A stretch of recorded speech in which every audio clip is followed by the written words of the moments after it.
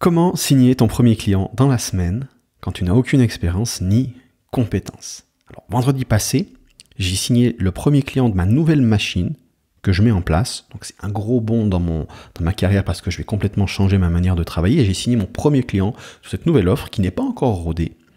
D'accord? Et j'ai pas eu besoin de script de vente. Ce que le client m'a répondu, c'est, donc c'est une offre à 4 chiffres mensuels, il m'a dit, j'ai aucune objection, j'attends plus qu'on démarre.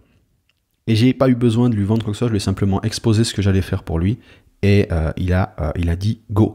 Et je vais te montrer que, alors évidemment j'ai 12 ans d'expérience dans le business en ligne, donc ça joue aussi une part, mais je vais te montrer comment tu peux appliquer cette stratégie et obtenir un résultat similaire. Mon objectif, c'est vraiment que tu signes dans une semaine ton premier client.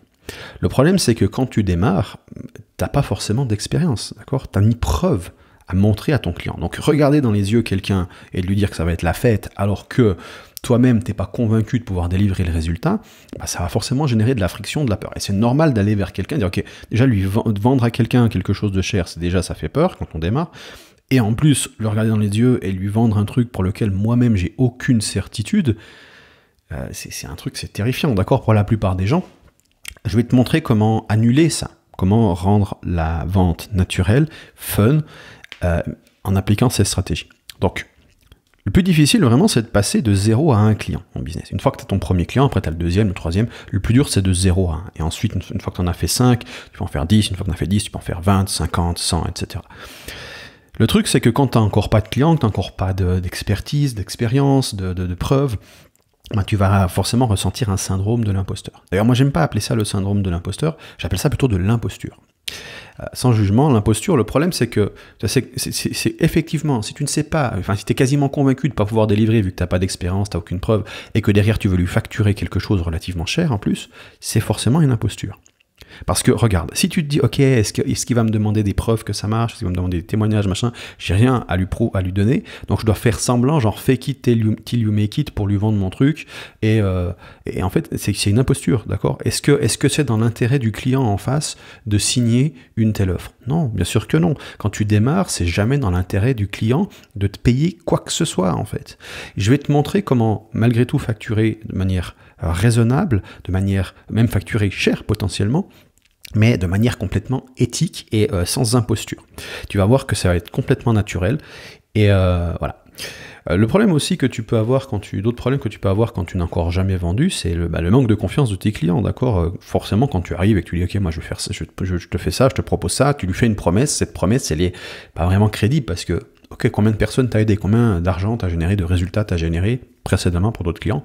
Que dalle. Ou alors je lui raconte des salades, ou alors je lui dis la vérité, et donc du coup c'est pas forcément très engageant. Et aussi, tu as aussi besoin de maîtriser beaucoup de compétences, tu vois, genre pour acquérir des clients, il faut sur les réseaux sociaux, tunnel de vente, publicité, machin, on se met beaucoup de complexité inutile, on va voir.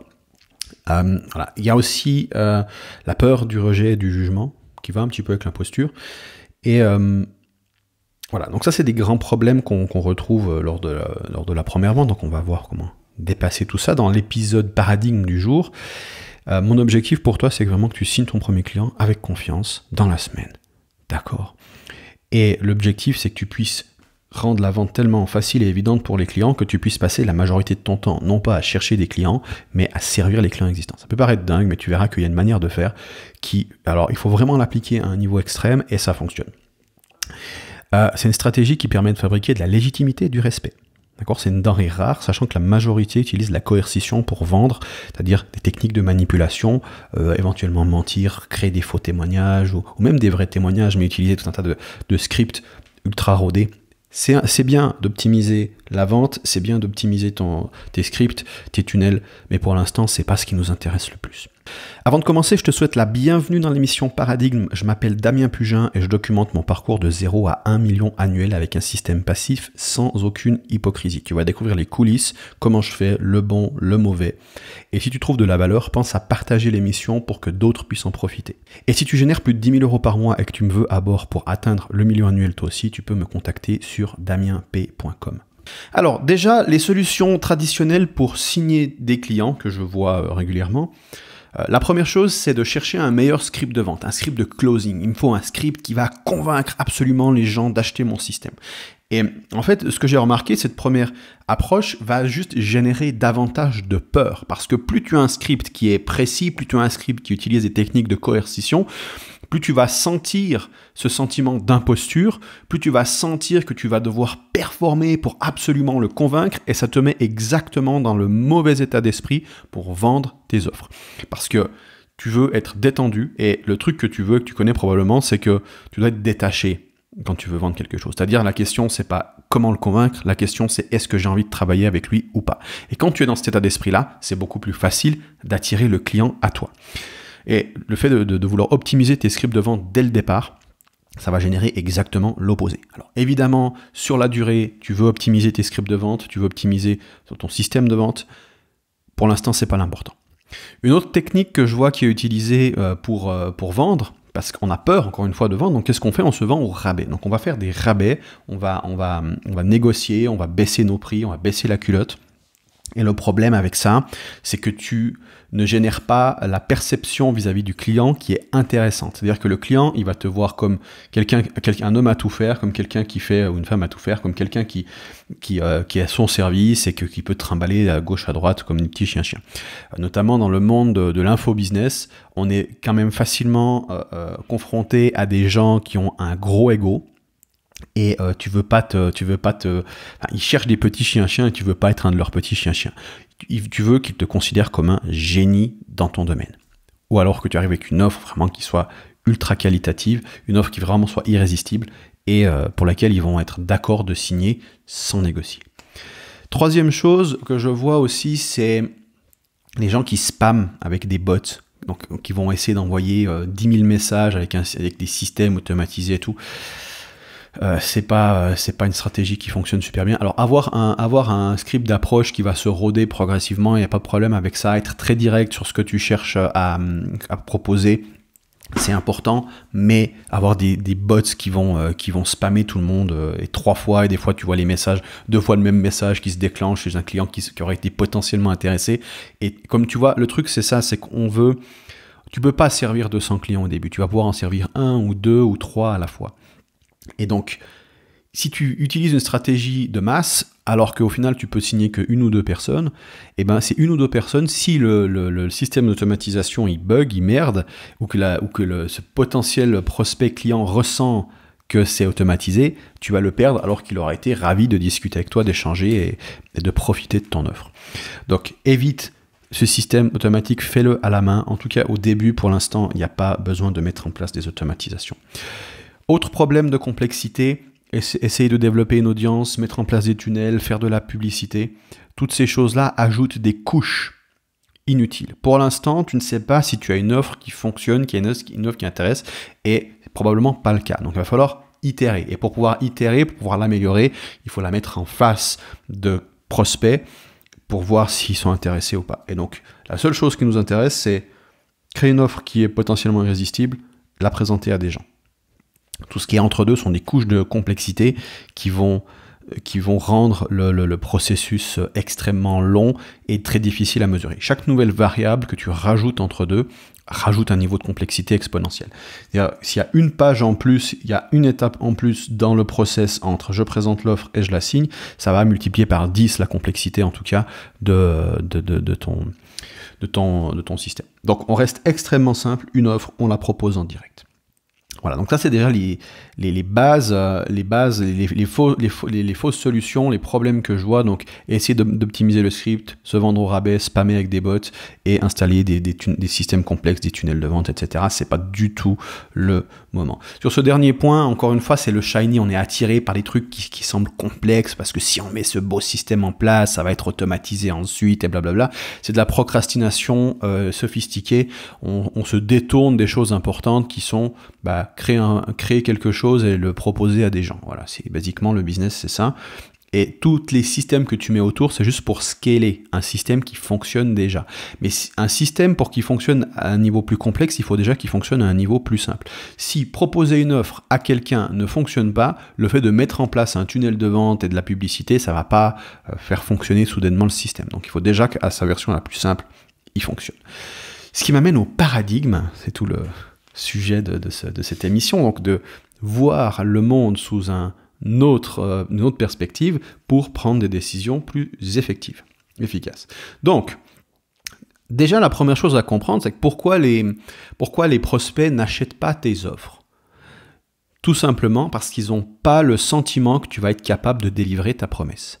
Parce que quelqu'un qui est certain que la promesse va être délivrée, il achète. Si je te dis, je peux t'amener 1 million par mois et que ça va te coûter 1 million sur l'année à me payer 100 000 par mois, donc dès que tu auras le résultat, tu me donnes 100 000 tous les mois, et donc du coup, à la fin de l'année, tu gagnes 10 millions annuels, d'accord? Et donc du coup, moi, je gagne 1 million sur ces 10 millions, et que tu es convaincu que je peux te l'amener, d'accord? Donc pourquoi tu ne signerais pas ça?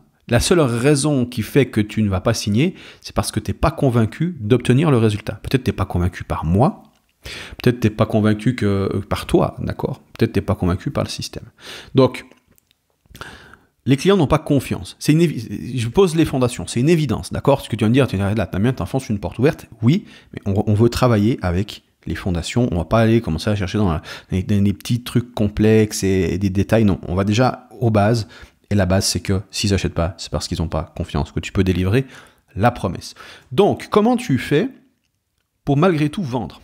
Tu dois compenser ce manque de confiance en prenant tous les risques à ta charge. C'est-à-dire que s'ils n'ont pas confiance que tu peux délivrer le résultat, c'est que basiquement, ils prennent un risque élevé en misant sur toi. Parce que tout est pari dans la vie. Dans le business, c'est un pari. Tu fais un pari sur une personne, tu fais un pari sur un produit, tu fais un pari sur un marché, tu fais un pari sur chaque technique que tu utilises, tu fais un pari en écoutant cet épisode de podcast parce que tu donnes ton temps en échange de cette information. Et donc, tu fais un pari. Donc, tu as une transaction qui se fait. Et la question, c'est est-ce que je vais bénéficier de cette transaction? Et donc, la question, s'ils sont quasiment certains de ne pas bénéficier de cette transaction, tu dois faire en sorte d'inverser la tendance. OK? Tu dis, OK, si je viens vers toi et que je te dis, tu as une chance sur 10 que ça marche. Mais si ça ne marche pas, ça ne te coûte rien. Donc, tu as 10% de chance de gagner ou 90% de chance qu'il ne se passe rien. Est-ce que tu prends le pari? Bien sûr, ça serait débile. Donc, c'est exactement ça qu'on veut faire. Le truc, c'est que les 90% de chances d'échec, je les prends à ma charge. D'accord, quand je fais ce pari-là. Et c'est ça, toute la difficulté.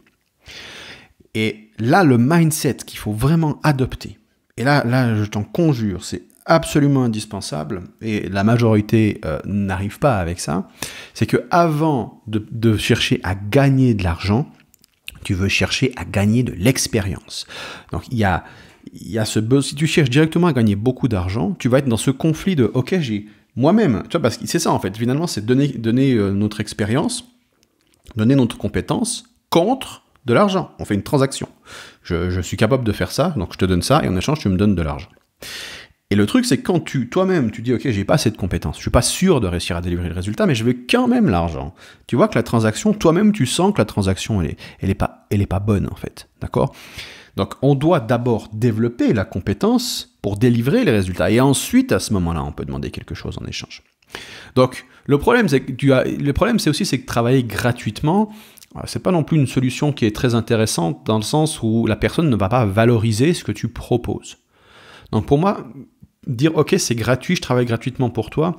Par exemple, si tu es copywriter et que tu veux rédiger une page de vente, « Ok, je te la rédige gratuitement, je te demande un témoignage en échange », la personne va dire « Ok », elle va avoir aucune valeur de ta page de vente, ça lui demande aucun effort, rien du tout, tu envoies la page de vente, elle met ça dans un coin, elle dit « Ok, il faut que je la teste », mais elle, ça lui demande un effort de faire le test. Et souvent, cet effort, il est trop gros par rapport au gain qu'elle perçoit de mettre en place. Donc, elle se dit « Ok, s'il l'a fait gratos, c'est que ça vaut pas grand-chose, sa page. Moi, j'ai déjà un système qui tourne. Qu'est-ce que je vais m'emmerder à faire un test avec sa page versus la mienne, alors que je risque plus facilement de perdre de l'argent avec sa page que la mienne. Et en plus, ça va me demander un effort de faire ça. Donc, il va dire oui parce qu'il va le faire, mais derrière, il va faire traîner le truc et il va pas l'installer. Ça, c'est très, très fréquent. Donc, on veut quand même que la personne valorise le travail. On veut que la personne, elle voit de la valeur dans ce que tu fais et qu'elle l'implémente, d'accord? Sinon, il y a un problème. Donc, ce qu'on veut faire, c'est que, effectivement, si tu ne délivres pas, tu vas travailler gratuitement, mais l'objectif, c'est d'être payé. OK? Donc, voilà en pratique comment on va faire ça. Alors, le premier truc à comprendre, c'est que tu veux calibrer une promesse simple. Si tu es dans le business en ligne et que tu vends à d'autres entrepreneurs, basiquement, il y a 3 grandes choses à proposer. Il y en a d'autres pour des business plus avancés, mais tu proposes plus de leads, plus de ventes et plus de marge. Alors plus de marge, ça se vend un peu moins sur les business de formation parce qu'on fait quand même pas mal de marge déjà. Mais plus de leads, plus de ventes, plus de marge. Après, il y a d'autres trucs comme un exit et d'autres types de promesses comme ça. Tu peux aussi leur vendre plus de temps, d'accord, en leur disant, ok, tu vas générer la même chose, mais en 2 fois moins de temps parce qu'on va prendre ça à notre charge. Donc, il y a d'autres... Mais c'est des trucs très simples, d'accord. Donc, le truc, c'est ok, je leur vends des leads, donc je leur vends des leads. Je peux vous amener tant de leads, et ensuite, derrière, tu vas pouvoir vendre ton truc. Et ça sert à rien d'arriver avec des trucs un peu... parce qu'on a tendance à vouloir prendre 1 million de raccourcis pour se différencier. Moi, je conseille pas vraiment, surtout quand tu démarres, d'essayer de te différencier. Prends quelque chose que les gens veulent, va droit au but, et derrière, tu crées une proposition qui est impossible à refuser. C'est plus intéressant que de chercher à innover. Tu verras que l'innovation, elle va venir avec le temps. Donc, calibrer une promesse simple. Deuxièmement, proposer une garantie totale. C'est-à-dire que soit tu as des résultats, soit tu ne me payes pas. Il y a une garantie qui est très intéressante, c'est la performance. Travailler à la performance. C'est-à-dire, ok, si je te ramène, je suis en train de travailler avec un client là-dessus, donc, je te ramène 100 leads, ou 100 clients plutôt, là, mon client en l'occurrence il ramène des clients, je te ramène 100 clients ou 50 clients, et pour chaque client, tu vas me payer 100 euros. C'est des clients à valeur ajoutée. Donc, 100 clients, 100 euros, 10 000 balles. Si je te ramène 0 client, ça te coûte 0. Donc, tu prends aucun risque. Donc, dès qu'il a acheté, il y a une commission qui me revient. Et je prends à la charge tout le trajet. Ça veut dire que le client, il se pointe à ta porte, il paye, tu le sers, et tu me donnes une commission là-dessus. D'accord, c'est extrêmement honnête. Ça veut dire que si je ne performe pas, basiquement, j'ai pas de résultat. Et je suis pas payé. Et si je performe, je te fais gagner plus d'argent et tu me payes avec une partie de l'argent que je te fais gagner. D'accord? Donc on propose une garantie totale. Une autre manière de proposer, ça pourrait dire, ok, alors, parce que là on est sur de l'argent, ça pourrait avoir d'autres formats. Par exemple, je sais pas, si tu fais du coaching sur perte de poids, c'est ok, soit tu perds tant de poids, soit tu me payes pas ou je te rembourse. Soit, d'accord, on pourrait dire, à n'importe quel moment, si tu veux être remboursé, tu me demandes et je te fournis le remboursement. D'accord ? Quand on propose un accompagnement. Un point important que je n'ai pas souligné, il y a différentes manières de délivrer le résultat. Donc, on vend un résultat. D'accord ? Donc, passer d'un point A à un point B, par exemple, plus de leads, plus de ventes. Après, comment on délivre ce résultat ? On peut le faire de différentes manières. On peut notamment faire du done for you, on le fait pour lui, du done with you, on le fait ensemble, du do it yourself, donc là, on a une formation, ce genre de choses. Il y a plusieurs formats. Plus l'effort est grand pour obtenir le résultat, moins la valeur perçue est élevée. Ça veut dire que du done for you sera toujours perçu avec beaucoup plus de valeur que du do it yourself. Donc une formation, c'est toujours beaucoup plus dur à vendre que du done for you. Donc si c'est ton premier client, moi je te dis c'est no way, c'est done for you. Si tu bosses avec mes clients, que je bosse en coaching avec mes clients, si la personne arrive et qu'elle n'a encore pas l'expérience, c'est done for you. Done for you. C'est le plus facile à vendre, c'est le plus dur à délivrer, mais c'est le plus facile à vendre.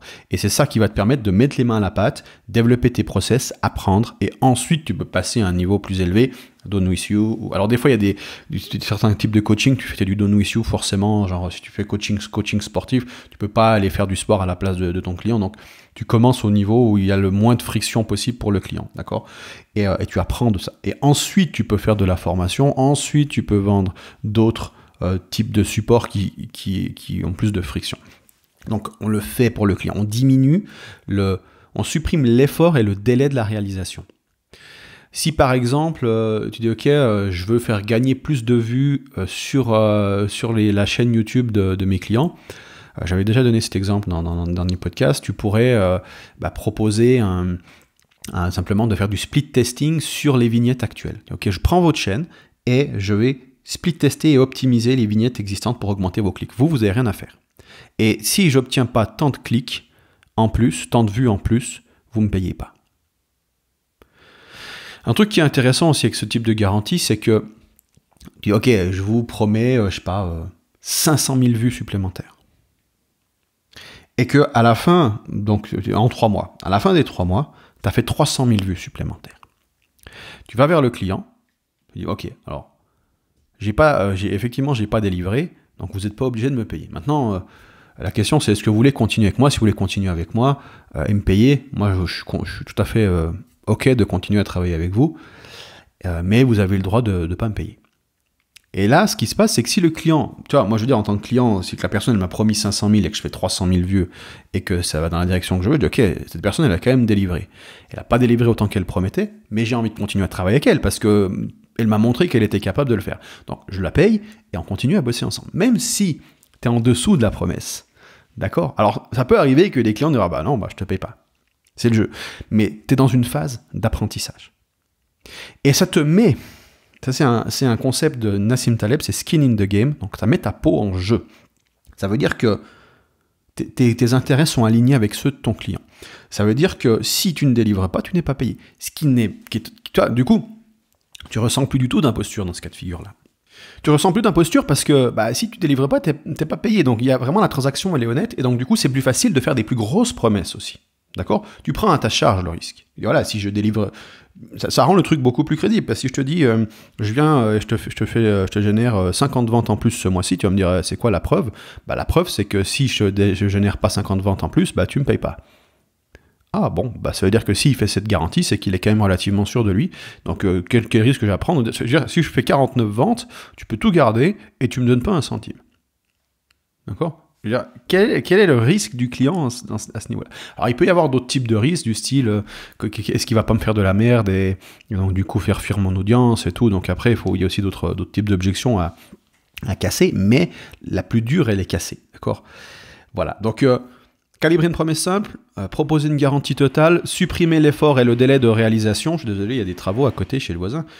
Prospecter, donc pas de système complexe, on va directement chercher les clients. Autre point, cadre et standardise ce que tu proposes. C'est-à-dire, la question c'est, qu'est-ce qui doit être vrai pour que ce soit un bon client? Qu'est-ce qui doit être vrai pour que je puisse délivrer les résultats? Parce que ce qui est super intéressant quand tu approches avec une garantie totale et vraiment une offre calibrée, c'est que tu vas générer de la demande. Donc tu vas pouvoir choisir. Tu vas avoir facilement des gens qui vont dire oui, vu que la vente est facile. Ce qui fait que tu peux faire la fine bouche. Tu peux aller vers des clients plus intéressants et dire ok, avec celui-là, je ne veux pas travailler. Par contre, je vais travailler avec celui-ci. Ce qui va naturellement faciliter ta capacité à délivrer. Si tu es par exemple, je sais pas, tu es dans la perte de poids, si tu vois quelqu'un qui est ultra motivé versus quelqu'un qui veut juste une pilule magique, tu dis ok, je ne veux pas travailler avec celui qui a que la pilule magique parce qu'il ne va pas avoir de résultat et donc du coup il va me demander le remboursement, il va me demander beaucoup d'efforts. Alors que lui, il est déjà naturellement motivé, il a juste besoin d'un coach pour être cadré et de trois outils. Et ça va marcher du feu de Dieu. Donc tu vas pouvoir faire la fine bouche, sachant que tu as une garantie, sachant que du coup tu deviens extrêmement crédible rien qu'avec ça. D'accord? Donc faut pas avoir peur de ça. Donc on cadre, on dit ok, quels sont les critères qui doivent être vrais pour que je signe avec cette personne, tu vois? Et on donne ces critères au client. Parce que le client il dit ah mais j'aimerais ça comme ça ou comme ça. Il dit écoutez, nous ce qu'on fait c'est ça et ça, c'est comme ça qu'on travaille. Et tu le laisses. Et il dit ouais mais je comprends tout à fait que vous voudriez ça. Maintenant peut-être que c'est pas l'offre qu'il vous faut parce que nous on travaille comme ça. Ce qui te permet de filtrer. Et ce qui te met automatiquement, ce que je disais tout à l'heure, ça te met automatiquement dans ce mindset de je veux voir si oui ou non il y a moyen qu'on travaille ensemble. Je suis plus en mode je veux absolument te convaincre parce que je génère de la demande, parce que c'est plus facile de signer et que je sais que derrière je vais devoir délivrer et donc je veux pas me coltiner n'importe quel trou du cul pour utiliser le jargon technique parce que des clients chiants c'est une majorité, d'accord? Je veux dire tu veux le 20% qui te paye le 80% et qui te pose le moins de problèmes. Donc tu veux facturer plus cher à des meilleurs clients et pas être emmerdé par ceux qui seront là à demander des remboursements à tout bout de champ, qui seront pas contents alors qu'ils t'ont payé une misère. Voilà. Donc tu peux naturellement les filtrer ces gens-là parce que tu as la demande.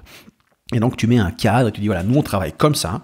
Si ça vous convient pas, c'est ok. Si tu vois que tu vois, je veux dire quand tu es dans une optique quand tu as une offre qui convertit moyennement bien. Mais le problème, c'est que tu vas devoir signer n'importe quel client. D'accord? Et tu sais que tu vas te ramasser, surtout si tu bosses au rabais, parce que quand tu démarres, le problème, c'est que si tu te vends au rabais, donc tu dis, ok, je passe dans le copywriting, je commence à vendre des pages de vente à 500 balles la page. C'est pas très cher pour une page de vente. Tu vas forcément arriver vers des clients qui ont un business qui est moins avancé, donc qui ont aussi moins d'argent, donc ils vont vouloir plus de ces 500 €, et donc ils vont te faire plus chier, etc., etc., et donc au final ça va moins délivrer de résultats.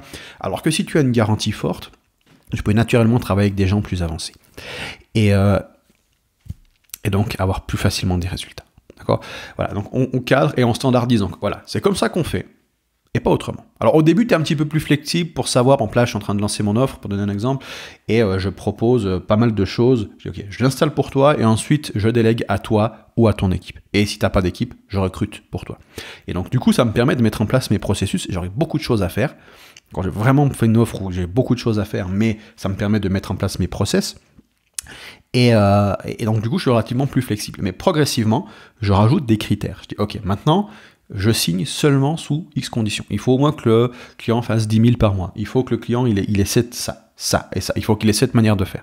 Il faut que il faut qu'il ait ces traits de caractère là. Et je deviens de plus en plus sélectif sur mes clients parce que si je signais le bon client, c'est déjà plus de entre 50 et 80% du travail. Voilà. Donc le problème, c'est comment générer de la demande de la part de ces clients. Parce que des clients plus qualifiés, c'est des clients qui sont aussi plus exigeants à quelque part sur le résultat. D'accord ? Les clients chiants, ils seront à cheval sur le comment, et les clients intéressants, ils seront à cheval sur le résultat. D'accord ?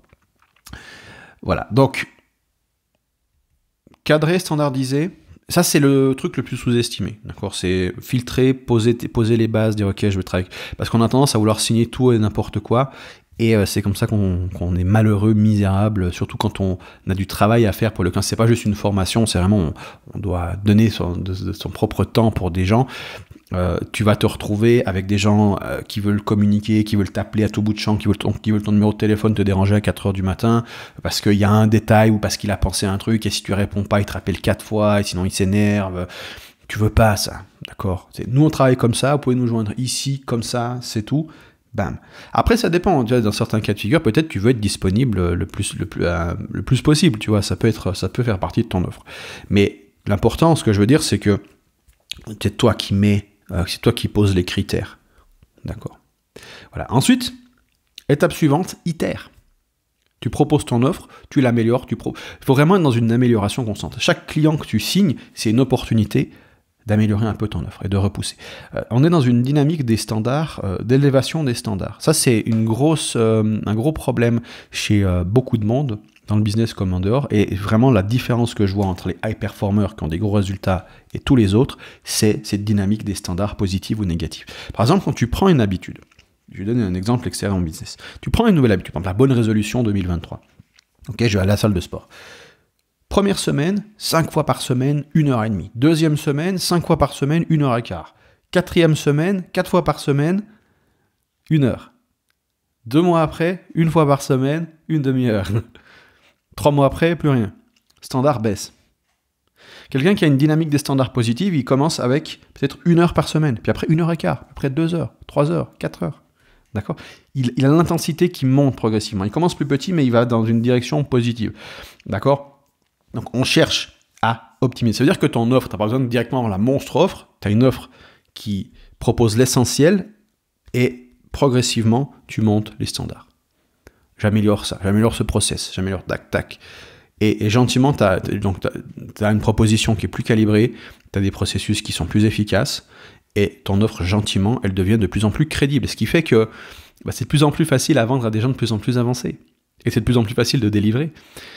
Après, je ne conseille pas de baisser la garantie ou ce genre de choses. Au contraire, comme tu es encore plus confiant en ton offre, tu peux même augmenter la garantie et prendre des gens encore plus avancés.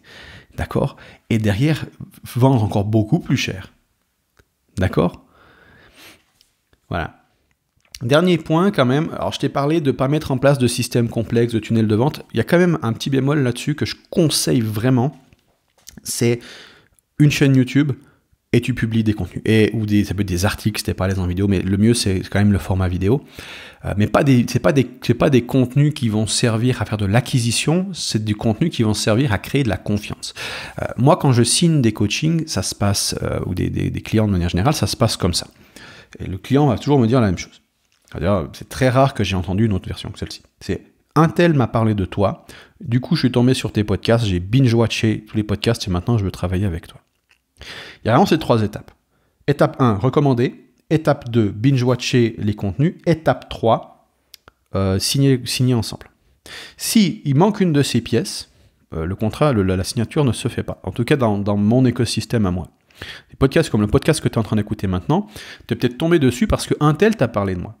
Moi, ce qui m'intéresse avec ces podcasts, c'est pas de faire 500 000 vues, tu vois, j'ai pas beaucoup de vues sur ces podcasts, mais les vues que j'ai sont souvent des gens qui ont été recommandés, qui écoutent ce que je raconte, et comme moi, j'ai très peu de clients, mais que j'ai une grosse valeur ajoutée par client, moi, ce qui m'intéresse, c'est surtout d'attirer les bons profils, donc je vais raconter des choses relativement avancées, tu vois, c'est relativement sec comme contenu, je te fais pas une analyse d'un rappeur connu ou ce genre de choses, c'est une stratégie qui marche pour faire de l'acquisition de masse, c'est pas mon délire, moi, mon délire, c'est de cibler les quelques personnes les plus intéressantes pour moi et bosser avec eux, d'accord? Donc là, je suis en train de créer ces contenus, non pas pour faire de l'acquisition, mais pour créer de la confiance, d'accord? Donc si tu aimes mes podcasts et que tu te mets à tous les écouter, il y a un moment donné, ça va élever ton désir de travailler avec moi. Voilà, donc c'est ça le but aussi de ces podcasts. Mais voilà, et derrière, je fais même pas d'appel à l'action, je veux vraiment que ces podcasts soient partagés parce que j'aime aussi transmettre ce que je sais et savoir que des gens en profitent et améliorent leurs résultats, c'est toujours agréable. Voilà, donc en pratique, je résume, calibre la promesse, propose une garantie totale, supprime l'effort et le délai de réalisation du résultat, prospecte, pas de système complexe, cadre et standardise, itère et publie des contenus longs sur ton sujet pour générer de la confiance. D'accord? Pose-toi la question aussi quand tu délivres le résultat, qu'est-ce que je dois faire pour que le client continue de travailler avec moi et me recommande à son réseau? Qu'est-ce que je dois délivrer comme expérience client? Pour moi, c'est vraiment le plus gros travail, c'est de délivrer l'expérience. Là, pour te donner du contexte, je t'ai dit avant, je suis en train de lancer une nouvelle machine.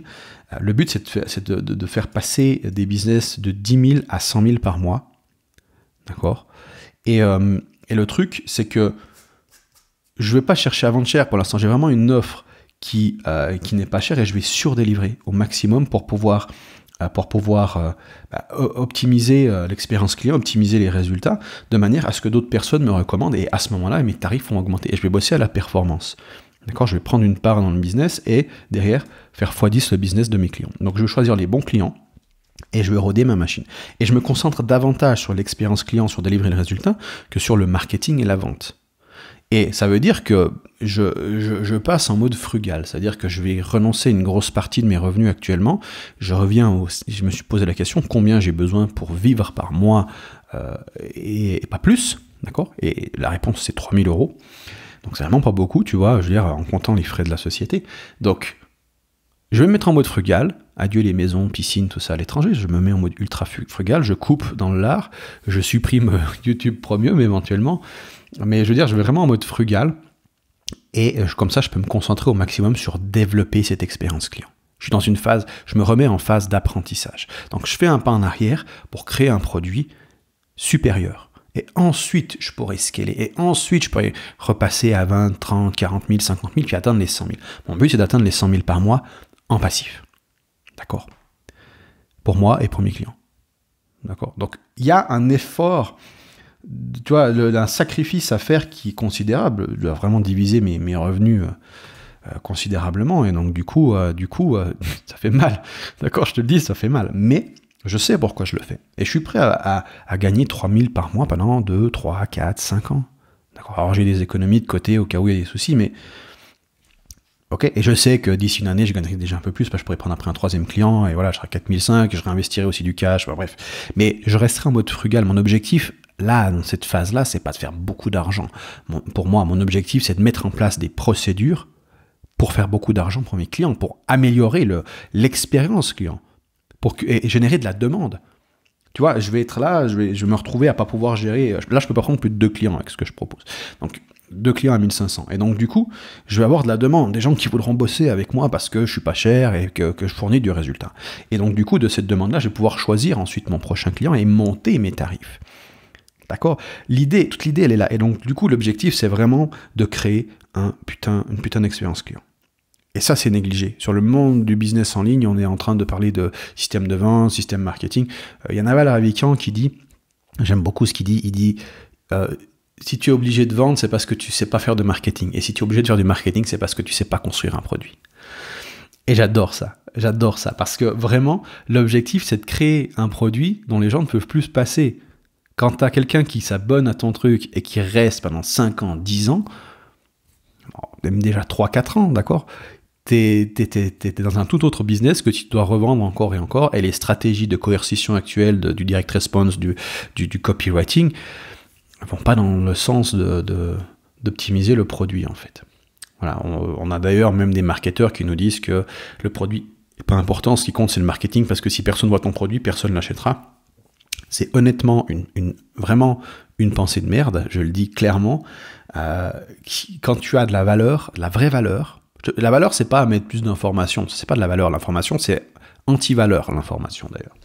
Ce qui a de la valeur, c'est fournir un résultat, c'est fournir des déclics. C'est divertir aussi, c'est de la valeur. Tout ce qui est émotionnel, c'est de la valeur, d'accord? Donc quand tu as une vraie valeur, il y a de la recommandation, il y a de la vision, il y a de la visibilité. Créer de la valeur, c'est ce qui permet d'attirer l'attention. Et de la valeur perçue notamment. Alors le marketing sert à créer de la valeur perçue derrière, mais je suis d'accord qu'il faut faire de la promotion, mais si tu fais que de la promotion et que derrière tu vends de la merde, tu as basiquement créé une machine à haters, une machine à dérecommander ton produit. D'accord? Parce que ce qui se passe, tu as 10 personnes qui suivent ton produit et qu'il y a 9 qui sont déçus. Ben, ils vont le dire à 100 autres personnes.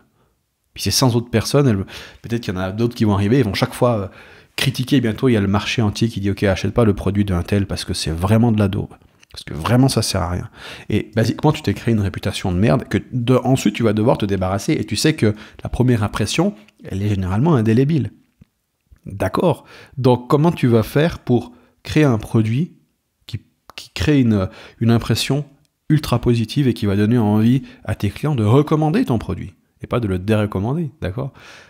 Voilà, toute l'idée, elle est là. Donc, inverser les risques, prendre les risques à ta charge, c'est une garantie qui va te faire peur. Parce que, si je délivre pas, je suis pas payé. Oui, mais c'est le jeu. Si tu vends, moi d'ailleurs, j'aime bien dire ça, c'est que on te dit qu'il faut pricer à la valeur que tu délivres. Il faut résulter. Tu sais, t'as des coachs qui te vendent un truc au résultat, genre, ok, c'est X milliers, machin, parce que je délivre tel résultat. Ok, mais si tu délivres pas, d'accord? Donc je dis pas que tu peux pas vendre un truc à, je sais pas, 1500 balles par mois et que derrière il n'y a pas forcément de garantie. Moi je le fais, mais si tu n'as pas d'expérience, si tu n'as pas encore le bagage nécessaire, la garantie, l'inversion des risques, ça va énormément t'aider à casser ces barrières. Voilà, si tu as aimé cet épisode, pense à laisser un commentaire et 5 étoiles sur Apple Music pour que d'autres puissent en profiter. N'hésite pas à le partager aussi. Mon objectif, c'est de créer justement une expérience qui te donne envie de partager ce podcast. Je te souhaite une magnifique journée. On se retrouve dans un prochain épisode. Salut.